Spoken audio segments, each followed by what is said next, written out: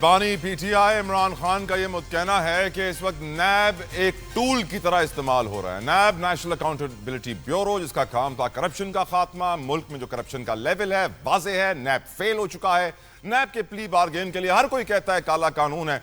मुझे याद है सेनेटर इरफान सिद्दीकी ने नैब के बारे में floor of the house senate में क्या कहा था, सुनिए, याद कराता हूं आपको। ये जो नैब है सर, ये एक लानत है। नैब है सर, ये एक लानत है। नैब की लानत का तौक हम जो जमहूरियत परस्तों ने डाला हुआ है अपने गलों के अंदर, ये हम सब के लिए भी शर्मिंदगी का तौक है। एक नैब जो है वो भी खौफजदा करते हैं, ये बात ठीक नहीं है, उन्हें नोटिस लेना चाहिए, वरना फिर हुकूमत जो है वो इस सिलसिले में जरूरी कार्रवाई और कानूनी कार्रवाई जो है वो कर सकती है। सुना आपने, शायद मैं ये वर्ड्स रिपीट ना कर सकूं, ये मेरी जिम्मेदारी कुछ ऐसी है। इस वक्त जो भी ऑपोजिशन में हम देखते हैं होता है, उसके खिलाफ नैब के केसेस बनते हैं और जो पावर में आ जाता है तब इस्तिस्ना मिल जाती है। नैब एक ऐसा इदारा है जिसको शायद मुशर्रफ दौर में इसीलिए बनाया गया था और अब इसकी परफॉर्मेंस हमारे सामने है, लेकिन sadly no one talks about it. कोई उसको बंद नहीं करना चाहता, कोई उसको बेहतर नहीं कर सकता, कोई इसका प्रॉब्लम खत्म नहीं कर सकता। ना नैब करप्शन खत्म कर सकता है, ना नैब किसी को सजा दे सकता है। नैब पॉलिटिकल विक्टिमाइजेशन के लिए यूज होता रहा है हमेशा से। ये मैं नहीं कह रहा, ये पाकिस्तान का हर सियासतदान कहता है। और अपने सियासतदानों से मैं पूछना चाहूंगा कि आखिर नैब किस तरह हम कंट्रोल करें, नैब किस तरह हम उसको बेहतर करें। या तो बंद कर दें या तो उसको सीधा कर दें, ताकि हमारे मुल्क से करप्शन खत्म हो सके। क्योंकि बानी पीटीआई की बात से मैं 99% अग्री करता हूं कि नैब पॉलिटिकल विक्टिमाइजेशन के लिए डे वन से इस्तेमाल हो रहा है, आज तक इस्तेमाल हो रहा है। सैडली कोई उसको सही नहीं कर सकता। ये सवाल मैं पहले रखना चाहूंगा अपने पैनल के सामने और सबसे पहले अरदार साहिबा के सामने। उस्मा साहिबा, हम जानते हैं किस तरह के वर्ड्स यूज किए जाते हैं नैब के लिए floor of the house, from PMLN, from People's Party to PTI to all the other parties, लेकिन सैडली नैब के खिलाफ कोई कुछ कर नहीं सकता। क्या वजह है सर? मैडम, मुशर्रफ दौर में क्या ऐसा काम हुआ था कि नैब हमेशा के लिए बन गई और कोई उसका कुछ नहीं बिगाड़ सकता? उस्मा कारदार साहब। देखिए, जो करप्शन है एक बहुत बड़ा नासूर है और इससे सबसे ज्यादा नुकसान पाकिस्तान के अवाम को, लोगों को होता है, टैक्स पेयर को होता है। क्योंकि जो ज्यादातर करप्शन होती है वो टैक्स पेयर के पैसे से खिलवाड़ होता है। उसको रोकना जो है वो बहुत जरूरी है। अब अगर किसी ने भी करप्शन की है और नैब को जवाबदेही देनी पड़ रही है, तो उसके लिए एक कानूनी चाराजोई भी है उनके पास। वो उनके कोर्ट्स भी हैं, वो जाके अपना नाम क्लियर भी करा सकते हैं। तो सिर्फ ये कहना कि जी ये एक पॉलिटिकल विक्टिमाइजेशन है, मेरे ख्याल में ये मुनासिब नहीं है। तो यानी सेनेटर इरफान सिद्दीकी जो लाम आइन नून ते वाला वर्ड यूज कर रहे हैं नैब के लिए, गलत यूज कर रहे हैं मैडम? ये उनकी जाती राय हो सकती है, पार्टी की राय मेरे ख्याल में देखिए, जो आपके जो बानी साहब है ना, वो तो समझते हैं कि जो उन्होंने किया था नैब के साथ, अब उनके साथ वो हो रहा है। उन्होंने क्या किया था, जरा उनसे प्लीज पूछ लें तैयबा गुल कौन थी, और उनसे प्लीज पूछ लें कि किसने उसको हाईजैक करके तो PM हाउस में बंद किया था। और जस्टिस इकबाल थे नैब चेयरमैन उस जमाने में। तो ये अगर ये देखे ना, उन्होंने ये अगर काम किए, इसका मतलब ये नहीं है कि सारी दुनिया यही काम कर रही है। तो आप अगर गलत कुछ कर रहे हैं तो उसका खमियाजा आपको भुगतना पड़ता है। सारे लीडरान नून के, पीपल्स पार्टी के, सब ने नैब की पेशियां भुगती हैं और फिर अदालतों से बाइज्जत तौर पे बरी हुए।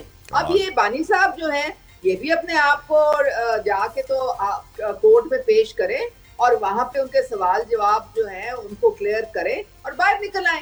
कल बाहर निकल आए, हमें क्या मसला है इस चीज से। लेकिन बात सारी ये है कि चोर की दाढ़ी में तिनका होता है। ये इनके बड़े बड़े जो करप्शन के अंबार जो इनके पीछे अब आ रहे हैं, उनके गले पड़ रहे हैं, उसको भुगतना पड़ेगा। बिल्कुल ठीक मैडम। पूरी दुनिया को पता चल गया कि जो सादिक और अमीन का जो एक वो चौक चुराहे में भांडा फूक चुका है। बिल्कुल ठीक मैडम। और क्योंकि ये कमेंट्स इमरान खान ने तोशा 2 पे दिए हैं, तो मेरा सवाल आपसे मैडम एक और है। वजीर आजम साहब, मरियम नवाज साहिबा इतने सारे टूर्स कर रहे हैं मैडम, तोशा खाना में क्या क्या जमा कराया उन्होंने? कोई डिक्लेयर ही नहीं किया। PTI के दौर में आरिफ अलवी बताया करते थे, उनकी टीम बताया करती थी, आपके दौर में कोई बता ही नहीं रहा मैडम।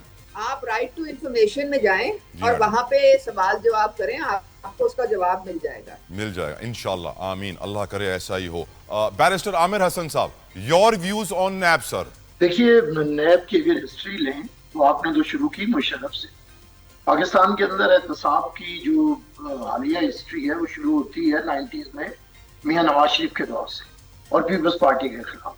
एहतसाबुर रहमान आपको याद होगा, जो बीबी कहती थी, और पाकिस्तान के अंदर किसी ने एहतसाब का बदतरीन सामना किया है, मोहतरमा बेनजीर भुट्टो शहीद और प्रेसिडेंट आसिफ अली जरदारी। तारीख है। और पॉलिटिकल विक्टिमाइजेशन, फिर भी पीपल्स पार्टी नैब को सीधा नहीं कर सकी बॉस। हमारे इख्तियार में नहीं, ये हुकूमतों के इख्तियार से ऊपर की बात है, क्योंकि हमें तो कभी सिंपल मेजॉरिटी भी नहीं। जो हमारी हुकूमत थी 2008 और 13 के दरमियान, उसमें भी हमने कहा था, अगर आपको याद होगा, तो हमने तो उस वक्त मियाँ साहब ने ये नहीं होने दिया, हमारे साथ नहीं मिले। आजकल तो ये कह रहे हैं, लेकिन उस वक्त इन्होंने बात नहीं मानी। मैं यही बताना चाहता कि ये जो एहतसाब है, ये आया तो करप्शन खत्म करने के लिए था। करप्शन तो खत्म नहीं, पाकिस्तान के अंदर मेरे ख्याल से सियासत बेवकार हुई है, सियासतदान बेवकार हुआ है। इमरान खान के दौर में जस्टिस बाकर ने ये सुप्रीम कोर्ट में कहा था कि ये आर्म ट्विस्टिंग के लिए है, ये पिग्मीज है, सारे जो बैठे हुए हैं पिग्मीज को हुक्मरान बनाने के लिए बैठे हुए हैं, ये पॉलिटिकल विक्टिमाइजेशन का टूल है। उस वक्त सुप्रीम कोर्ट के जजेस ने ये बात की। तो मैं ये समझता हूँ कि पीपल्स पार्टी का रोजे अव्वल से ये रहा, पीएमएलएन ने जब भुगता फिर मौका बदलते हैं, जब नहीं होता फिर और मौका हो जाता है। देखिए अभी भी वो बुरा नहीं कह रहे नैब को। अच्छा, पीटीआई ने तो अब कहना शुरू किया, मैंने तो ये नैब के अरकारे थे, आपको याद होगा, प्राइम मिनिस्टर से लेके हर मिनिस्टर शाम को टीवी पे प्रोग्राम में करता था कि फलां वल्द फलां का बुलाया जाएगा, फलां वल्द फलां को इतनी सजा हो जाएगी, फलां को नहीं छोड़ेंगे, फलां के साथ ये करेंगे। देखिए सीरियसली इस चीज को देखना पड़ेगा। अकाउंटेबिलिटी माशरों के अंदर जरूरी होती है, लेकिन अकाउंटेबिलिटी के नाम के ऊपर अगर आपने पाकिस्तान की सियासत को, सियासतदानों को बदनाम करना है तो ये गलत है। पीपल्स पार्टी का जो मौकफ पहले दिन था, आज भी यही मौकफ है। एहतसाब जरूरी है, लेकिन एहतसाब के नाम के ऊपर सियासत को बेवकार करना, पॉलिटिकल विक्टिमाइजेशन करना, आर्म ट्विस्टिंग करना, लोगों को उनकी सियासत के हक से महरूम रखना, पाकिस्तान के सियासतदानों को बदनाम करना, जलील करना, पाकिस्तान की अहले सियासत को बेवकार करना, ये काम जो है ये गलत है। बैरिस्टर साहब, मैं आपसे एक सवाल पूछना चाहता हूं। आपने कहा कि ये एहतसाब 1990 से आपने शुरू किया। एहतसाब तो सर लियाकत अली खान के मर्डर का भी होना चाहिए था, कायद आजम साहब के साथ जो हुआ उसके साथ भी होना चाहिए था, फातिमा अली जिन्ना के साथ जो हुआ वो भी होना चाहिए था एहतसाब, सैडली जुल्फिकार अली भुट्टो के साथ जिसने जो किया उसका भी एहतसाब होना चाहिए था। तो पाकिस्तान जब से बना है तब से एहतसाब नहीं हुआ है। अगर आप मुझे कोई एग्जाम्पल दे दें एहतसाब की तो मैं बड़ा खुश हूंगा बैरिस्टर साहब। देखिए एहतसाब एक दूसरी चीज आ जाती है, अकाउंटेबिलिटी जो है, जो आपने फरमाया है लियाकत अली खान की असैसिनेशन का जिक्र किया, फातिमा जिन्ना का जो सस्पिशियस है सारा मामला उनकी डेथ का, उसका जिक्र किया, जिन्ना साहब का एम्बुलेंस का खराब होना उसका जिक्र किया, शहीद भुट्टो की आपने असैसिनेशन का, फांसी का जिक्र किया, मोहतरमा बेनजीर भुट्टो की असैसिनेशन।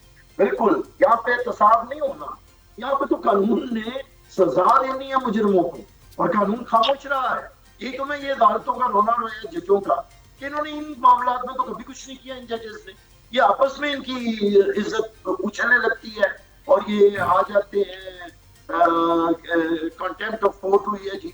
असल में वो कंटेम्प्ट ऑफ कोर्ट नहीं होती, कंटेम्प्ट ऑफ जज समझते हैं, वो अपने आप को बड़ा बाइज्जत समझते हैं। तो इन्होंने निजाम के लिए क्या किया है, मुजरिमों को क्या सजाएं दी है। आपने ये जो इतने बड़े केसेस का जिक्र किया, पाकिस्तान के पहले वजीर आजम लियाकत अली खान, पाकिस्तान के पहले मुंतखब वजीर आजम शहीद जुल्फिकार अली भुट्टो, पाकिस्तान और आलम इस्लाम की पहली मुंतखब खातून वजीर आजम शहीद मोहतरमा बेनजीर भुट्टो, पाकिस्तान के अंदर सियासी जमात को लीड करने वाली पहली खातून मोहतरमा फातिमा जिन्ना। कुछ नहीं हुआ, किसी ने कुछ नहीं किया। तो मैं यही कह रहा हूँ ये काम एहतसाब का। एहतसाब एक और मामला है, एहतसाब के इदारे मौजूद थे, एंटी करप्शन की कानून थे, यहाँ पे सजाएं देने के लिए FIA थी। ये तो एक नया इदारा बनाया गया, मियाँ साहब लेके आए एहतसाबुर रहमान को, उसने आके पैरों में बैठा सैफुर रहमान, आपको याद होगा, और ये आपने वीडियोस भी चली, माफिया मांगी उस पे, दुनिया की जुबान पे ये चीजें। फिर जो कुछ होता रहा, जुबानें चलती रही बड़ी बड़ी, लेकिन कुदरत फैसले करती है। कभी आज के वजीर आजम, आज के सदर के बारे में कहा करते थे मैं घसीटूंगा, ये करूंगा, फिर उन्होंने माफी मांगी। आज वो एहतराम करते हैं सदर आसिफ अली जरदारी का। तो तारीख कुछ और है। एहतसाब के लिए हमें निजाम बनाना पड़ेगा, फेयर इलेक्शंस के लिए हमें कोई निजाम बनाना पड़ेगा, इसके लिए पॉलिटिकल पार्टीज को गुफ्तोशनीद करनी पड़ेगी। टीवी प्रोग्राम में अपनी अपनी बात करके पीछे पीपल्स पार्टी दोनों में खड़ी है हमेशा से असूली। मैं बैरिस्टर साहब, मेरा दिल बड़ा दुखता है। हम तो बने हैं 1947 में, आज तक निज़ाम नहीं बना पाए। जो दुनिया में मुल्क 1970 में बने हैं उनका निज़ाम जब देखते हैं तो रोना आ जाता है कि हमें क्या हो गया।